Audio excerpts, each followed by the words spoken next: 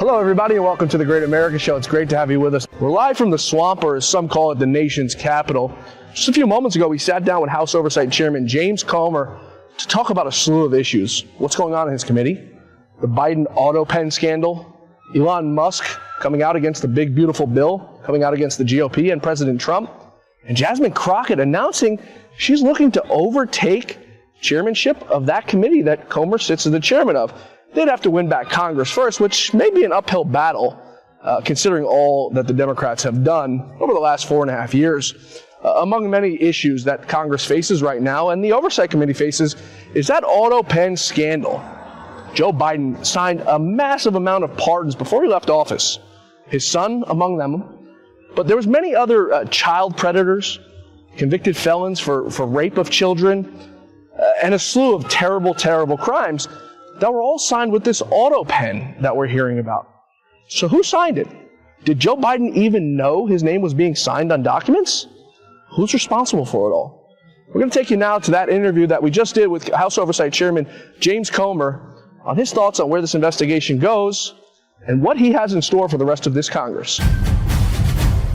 You're still looking good. I'm still feeling good. You know, I've got all your MyPillow products. Mattress topper, bed sheets, MyPillows, towels, slippers, blankets. I'm interrupting this commercial to do something I've never done before. Get 2 MyPillows absolutely free on orders of $100 or more. I can't do this forever, so get on board with this great sale today. Our best-selling 6-piece bath towel sets or kitchen towel sets, just $29.98. Our famous standard MyPillows only $14.98. Queens $18.98. King size only $1 more. Body pillows $29.98. Multi-use MyPillow 2.0s with pillowcase $9.98. Save $40 on our spring percale Giza Dream bed sheet sets. Any size, any color. So go to MyPillow.com or call that number on your screen. Use your promo code to save up to 80% on all MyPillow products. And when you spend $100 or more, get 2 standard MyPillows absolutely free. Mr. Chairman, thank you so much for sitting down with me. As I told you before we sat down, you were one of Lou Dobbs' favorites, so it really means a lot that you've taken the time. I want to start with first what's surrounding the news, this Biden autopen scandal and everything surrounding it. Where are you guys at right now in an investigation, number one? Number two, how many people do you believe are complicit in this? Was Hunter Biden complicit? Did Joe even know what was going on? Well, we're going to find out if Joe knew what was going on, because that's the basis of the investigation. We're moving really quickly. We announced this investigation 10 days ago. If you'll go back 10 days, that's when Tapper started talking about his book. Buttigieg gave an interview saying that he was blocked from access from Joe. So people started talking within the old Biden White House that, Joe wasn't on the top of his game, and they were trying to distance themselves from the autopen when it came out that the autopen was used to sign all the executive orders and all the pardons. So we announced the investigation. We notified 4 staffers. These are the 4 low-level, no-name staffers that we believe were the ones in charge of manually placing the documents in the autopen. Right. Somebody had to put the documents in the autopen. So we've identified the 4 employees who we believe did that. I sent them letters saying we would like for you to come in voluntarily to answer questions from the House Oversight Committee. That's all part of due process. You have to give them opportunity to hire lawyers if they want, which of course they did, and then their lawyers respond to our lawyers. I'm pleased to say that we should be announcing within a few hours dates that those 4 employees are going to come in. So now we've expanded the investigation to who we believe will be the ones who were instructing the employees to put the documents in the autopen. So the reason for all this, obviously, is to determine who was running the White House. Was Joe Biden actually giving the authority to use his signature? And if not, are these executive orders, many of which were done in the last 100 days of the Biden administration, many of which were done to Trump-proof this administration, are these then valid executive orders? And if not, that changes the course of history, to be honest. So this is a significant investigation. The difference in this investigation and other investigations that I've led with respect to Biden, the media thus far hasn't been weaponized. The media isn't saying there's no evidence that Joe Biden wasn't completely a mental invalid. They know So I think the media has some level of curiosity now, and I think they've moved on from the Biden. So that's going to help us as we move forward. What kind of constitutional issue does this pose, right? You're the congressman here, so correct me if I'm wrong. To me, it seems, as a layman, it's probably illegal for an autopen or somebody else to be signing your signature on documents that are signed into law. And I understand, I worked in Congress. Some of the letters that circulate Congress are with a stamp, but that's under your approval. You know what's going on. What's the constitutionality, the problem there, if this man didn't even know what was being signed into law? My advisors think that if he gave the authority, then they could have a leg to stand on in court. The problem here is that no one believes that Joe Biden knew what was going on. There is an interview that has surfaced in the last 2 weeks where he was asked by a reporter about an executive order he had just signed that day, and he had no idea what that reporter was talking about. That's pretty damaging evidence that Joe Biden had no knowledge of who was using that autopen. And so, I don't know that you can get the executive orders kicked out just because of the use of the autopen. There's a precedent where presidents have used the autopen sparingly before. I think Obama did when he was out of the country on something, but never to the degree that Joe Biden. And the general rule is you have to sign your own signature with anything pertaining to the law. So, it's a little bit up to interpretation as to whether or not you can use the autopen. The question here is, did Joe Biden give the authority to use it? Was he knowledgeable enough to know what he was giving the authority for? And that's why we're bringing in Dr. O'Connor, who is the White House physician, to ask him questions about Joe Biden's mental fitness. So that's my next question is, you mentioned Jake Tapper. Everyone now all of a sudden is coming out, what we knew, what you had been saying for years, that this man is not mentally fit. He's not all there in the head. He's demented in some way or another. I don't know I'm not a doctor, but apparently neither is Dr. O'Connell. This is the man who's treating a man who now we find out has prostate cancer, which doctors are saying probably was around for 5 to 10 years. Okay. We're men. We all know what happens after 50. You go every year to get your prostate checked to make sure that you're not getting prostate cancer. Okay. You have that. You have this man going in for a yearly physical under a doctor's order. But it's not even that. You have the mainstream media so complicit, making you look like a crazy man while you're investigating him, saying this man is out of his mind, he's losing it, but you're the crazy man, and the media is right. But now we've got Jake Tapper and all these other people who are coming around saying, well, we didn't see it. On 60 Minutes the other night, Bill Clinton, of all people, who in my opinion, is not all there either. That's what happens when you get older, right? Saying that he never saw any sort of problem with his mental fitness, nothing whatsoever. That's their token doctor, is Bill Clinton. I mean, what's going on here? Yeah, well, obviously the American people know that there was a cover-up. They saw on live TV during the debate that Joe Biden wasn't all there. Now the reports that are coming out are more and more damaging, that Joe didn't know. He got lost in the closet. He was shielded from staff. The cabinet, Buttigieg's claiming he didn't see him for a long time. Anyone that wants to have a future in politics is going to come out and distance himself from the Biden family. So I think that the truth is slowly emerging with respect to the fitness. Now, the physician, if you'll remember, his name came out in the Biden influence peddling schemes. He was in on a domestic scheme with Jim Biden and Joe Biden. It was ironically the one deal that we found where Joe Biden profited $200,000.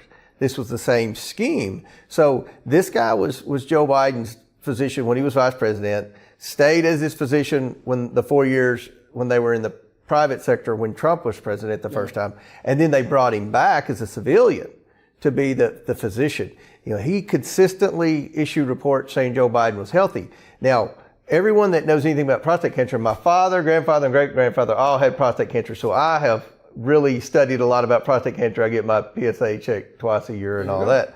So, no one believes that he just found out he had, stage 4 prostate cancer. That's something that you have to have for a long time. No one believes what the physician said, that he didn't test his PSA. For 10 years. Yeah, everyone gets their PSA tested, every man from probably 45 on. So, but if you'll remember going back to old interviews that we're researching and others are researching, Joe Biden slipped up once and said he had cancer. And then the White House quickly issued a statement saying he misspoke.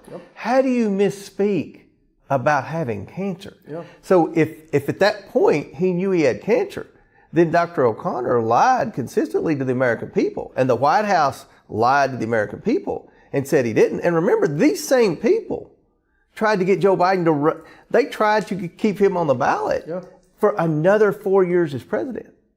I mean, it's just unthinkable what was going on there. It makes you wonder who's running the show. We're sitting right across from us. There's great Mark Mitchell of Rasmussen. So Mark, what were the numbers for the American people with Joe Biden's mental decline? That's one of the sickest things. Americans knew that he was gone.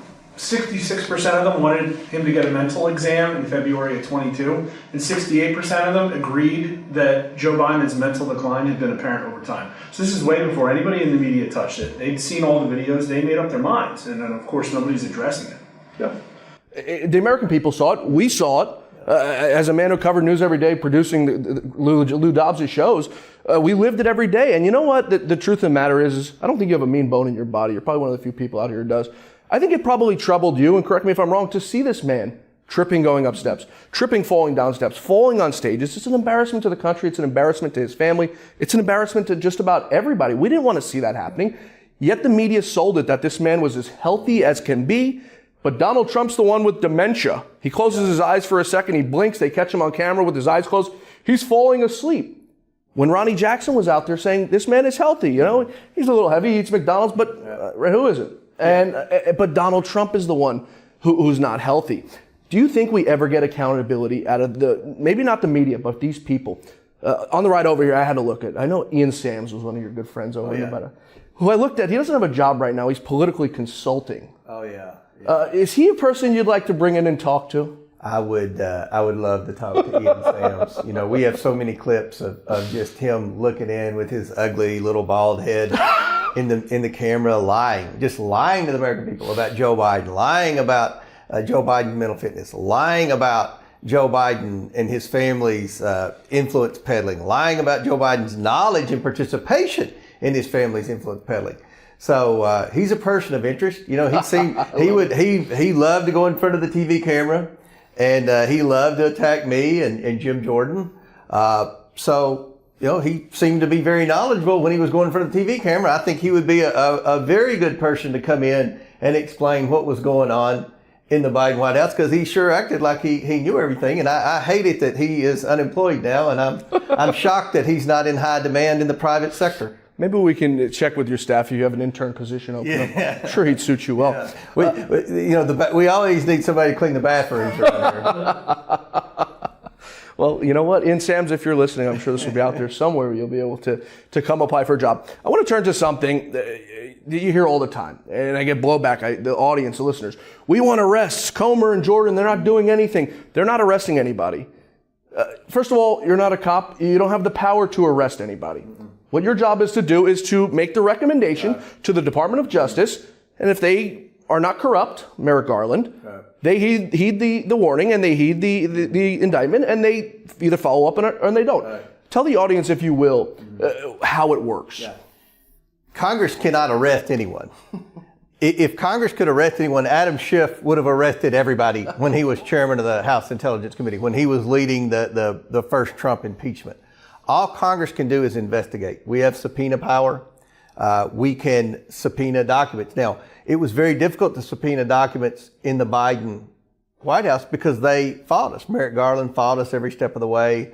The FBI, the deep state, they fought us every step of the way. But we were successful in getting the bank records. I subpoenaed bank records from the private banks. The private banks turned over the bank records. Once the bank records emerged, then you could follow the money. And it was obvious what the Bidens were doing. They were taking monies from our enemies around the world to the tune of tens of millions of dollars. And according to the IRS whistleblowers who came forward because of our investigation, the Bidens never paid a penny of taxes on it. So that was a huge scandal. Now this scandal, we have a attorney general that I assume is going to be working with us on this, that will at the very least not obstruct our investigation. We've got a media that at this point isn't as weaponized as it was, because I think that they know the truth's going to eventually come out, because people like Ian Sams are going to eventually get disgruntled and start talking. So I think that we'll be able to get information And if there are criminal referrals, then we will issue them to a, what I hope to be a friendly Attorney General in Pam Bondi. Now, the basic role for Congress is to get information. And the most we can do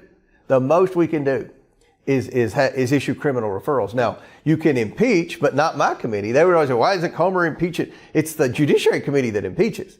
And let's be realistic about impeachment. I know the Democrats are going to say they're going to impeach Trump if they flip the House and all that. But at the end of the day, it takes 67 votes in the Senate to convict. No president in history has ever been removed from office because of impeachment. None. Zero. People forget about that. So impeachment is really nothing. The Democrats have cheapened it. The Republicans impeached Clinton. He's still around. He never left office. The Democrats impeached Trump. It really doesn't mean anything. The damage is, number one, getting the truth to the American people, which we have been successful at. And number two, issuing criminal referrals, which we did for Hunter Biden and Jim Biden. Of course, Joe Biden and or the autopen issued pardons at the last minute for the Biden family. The other problem is too, correct me if I'm wrong, the Republican Party, it seems there's no unity in it. Yeah. You do all this good work, you show the receipts, they call you a liar, but you have Republicans on our side of the aisle who sit there and can sit there with a straight face and say, we can't impeach them, this isn't good enough evidence. I mean, what is the problem with these people? Whereas the Democrats, you can get every single one of those stooges to go out and eat yellow snow if their leader tells them to do so. But the Republicans, you cannot get unanimous consent. I mean, you look at the big, beautiful bill. They had to have, I won't even get to the story what happened, but one member fell asleep in the back of the room, so, he didn't make the vote. Why is it that the Republican Party cannot unite? Well, it's a frustration for me. And I always said when we were leading the Biden influence peddling investigation, which everyone now agrees was very effective. Everyone now agrees we got the truth. No one denies anything in our final report. I wrote a book. No one denies anything in the book about the Biden corruption. So at the end of the day, we did our job. But throughout the whole process, there were Republicans criticizing me all the time. There were Republicans that would go on the record. There were Republicans that wouldn't. There were staffers, leadership staffers, always taking shots at Jim Jordan and me. And it's very frustrating. I said I didn't mind fighting Jake Tapper and CNN and Rachel Maddow and MSNBC, but it would get, it was frustrating fighting, I'm not going to mention conservative commentators that are bloggers, not on TV shows or anything, but it hurts because if a Republican in Congress comes out and criticizes it, the Democrats are going to take it and run with it. Yeah. Just like on the big, beautiful bill, you've got, a few members of Congress, some from my home state, that have been critical of the bill. Well, that's all that's on NBC and CBS and ABC, and it hurts the momentum. You never hear Democrats doing that. So it's frustrating. But I'll say this, there are 220 Republicans in the House and 53 Republicans in the Senate. There are only about 10 or 15. But those 10 or 15 get a lot of press because if you're willing to criticize another Republican, especially Donald Trump, you're going to get on mainstream media, and they're going to be nice to you. Yeah. The only problem is nobody's watching. If you look at cable news, television, Jake Tapper's got his new book out. Mm-hmm. Now, Jake Tapper's managed to do something you never want to do in politics. You never want to alienate your base, number one, and number two, you never want to alienate the middle. He's managed to piss off the Marxist Dems, and he's managed to piss off the Republicans because of what he's done for the last 4 years. And his ratings are at all-time low. It's the reason why people tune into this podcast. It's the reason why people are tuning into all independent, conservative and mainstream media news outlets, far surpassing the ratings of CNN. I do shows that get better ratings than CNN. I mean, It's pathetic. It's truly pathetic. But I think the American people have woken up. Looking forward to 2026, this is where I see a massive problem. And it may be a leadership problem. I'm not entirely sure. But to me, it seems, and correct me if I'm wrong, that Mike Johnson doesn't really care about holding the majority in the House right now, just based on what's happening. To me, it seems almost like a Paul Ryan 2.0. Well, I think I haven't talked to Mike Johnson specifically, but I would assume that his objective is to pass the Trump agenda. Mm-hmm. So the Trump agenda is the budget reconciliation bill, or what Trump calls the big, beautiful bill. That is the Trump agenda. It's the tax cuts. Yeah. And when Republicans criticize the spending, what they're calling spending are tax cuts. I don't consider that spending. Yeah. Spending is going out buying the Pentagon wasting money, buying unnecessary military equipment, having people draw welfare that are ineligible for welfare. That's spending. Yeah.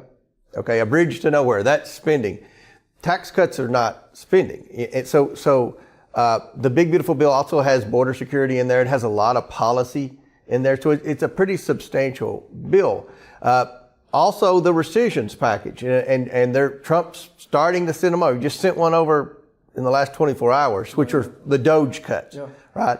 We'll pass that out. I think once those are passed, I think the path to be reelected and to keep the majority becomes easier, because it doesn't matter what we do, how much money we raise, what our message is in the midterm elections. If we don't pass the Trump agenda, then we're probably not going to maintain the majority. So I think all the king's horses and all the king's men are in on passing this big beautiful bill and the rescissions packages and the DOGE cuts and things like that.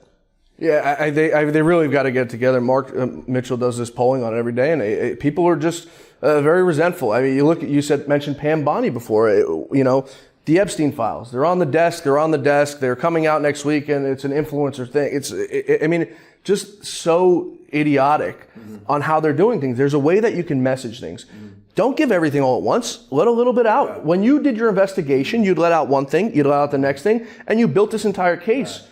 Everything Donald Trump has done so far was just with the power of his own pen. I think the number is the least amount of bills sent to the president's desk in like 70 years from a Congress.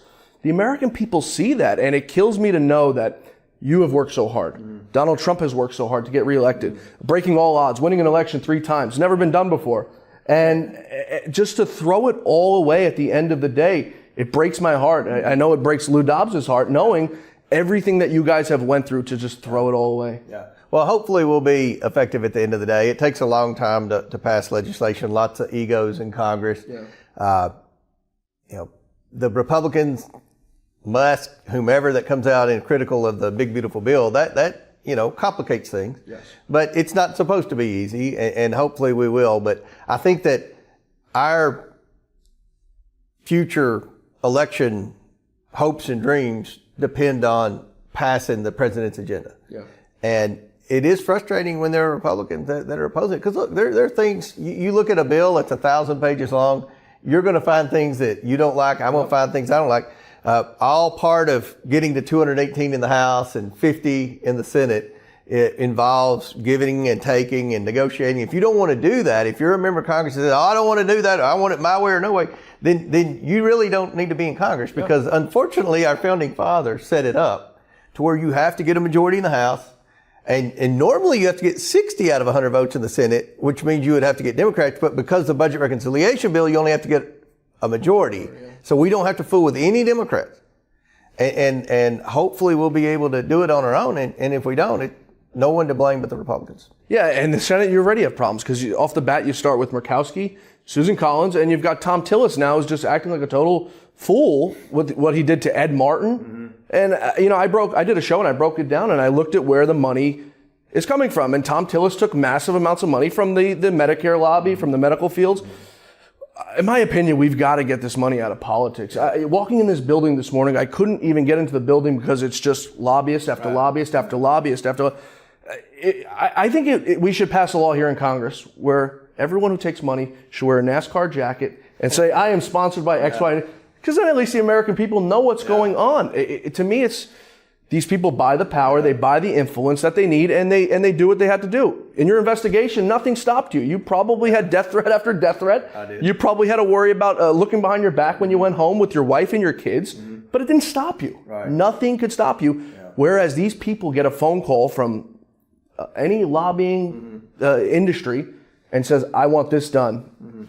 Done. It's amazing. There's a direct correlation with special interest money and members of Congress who really want to disrupt the system. Yep. And that's a good thing. I'll brag on the Oversight Committee. You look at our members on the Oversight Committee, not a lot of special interest love for the Oversight Committee. But then you look at the Ways and Means Committee and the Energy and Commerce Committee and the Appropriations Committee. Those are your policy committees. Yeah. There's a lot of love from special interest in K Street for those committees. So I think the biggest problem that exist in Congress is the amount of time people stay in Congress. Yeah. So I think one of the biggest solutions, long-term solutions to fixing a broken Congress is term limits. and it's not, term limits isn't as big a problem in the House as it is the Senate. The Senate, my God. But you need to do it, I think 12 years in the House and 12 years in the Senate is plenty of time. People say, oh, you need seniority. I use myself as an example. Seniority doesn't mean anything in the House. It does in the Senate. Chairmanships are determined in the Senate by seniority. In the House, you run for. But you got a good parking spot outside too. So, yeah, right? well, I don't drive. I'm never. I'm from too small a town. I couldn't navigate the roads very well. For you. But at the end of the day, you run for chairmanship and you run for leadership in the House.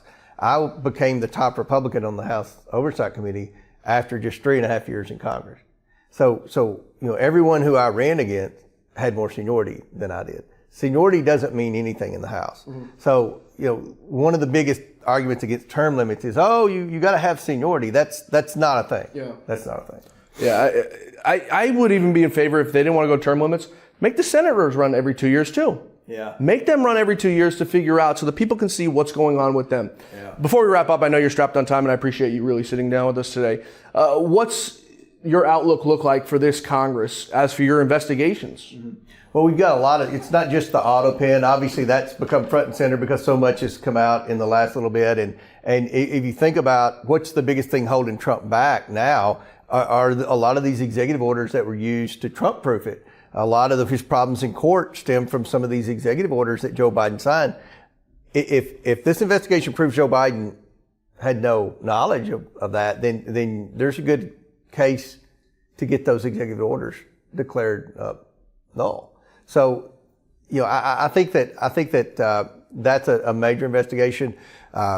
We're bringing in 21, and we've got a lot of different investigations that we think pertain to potential data breaches, not just with government entities, but private sector entities that could create national security risk from China. We're focused on, some mysterious, suspicious contracts that the government's issued. We're working closely with DOGE and some of the recommendations they recommended on, policy changes and things like that. So now that the White House has got the rescission thing down, I think they understand that. We're going to be working with them and having hearings ahead of rescission package bills that come in to save money. We did the NPR and public television hearing that I think is going to be the first rescission package that we do. That was in the Oversight Committee in Marjorie Taylor Greene's subcommittee.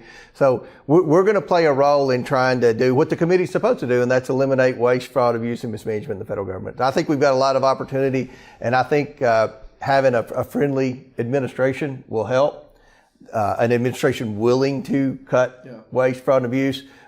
They just needed some time to get their people in the door to get confirmed. And I think now we're in a position where hopefully with Pam Bondi, hopefully with, all the other cabinet secretaries that we can move forward at a fast pace and try to drain the swamp and disrupt this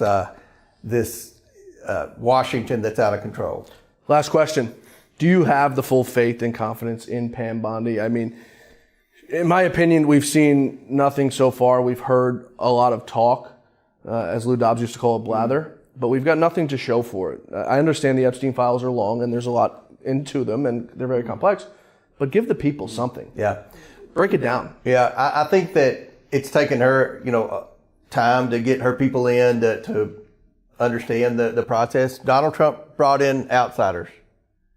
And we wanted outsiders, the American people wanted outsiders, but it takes those outsiders a little time to understand the mechanism. I think Musk was effective for the most part at DOGE, but a lot of stuff that he recommended he didn't really understand because he had never worked in government. Like terminating the federal employees. It's very difficult to terminate federal employees. There's a way to do it. Yeah. I don't know that he did it the right way, and I don't know how many of those that he terminated are really terminated right now.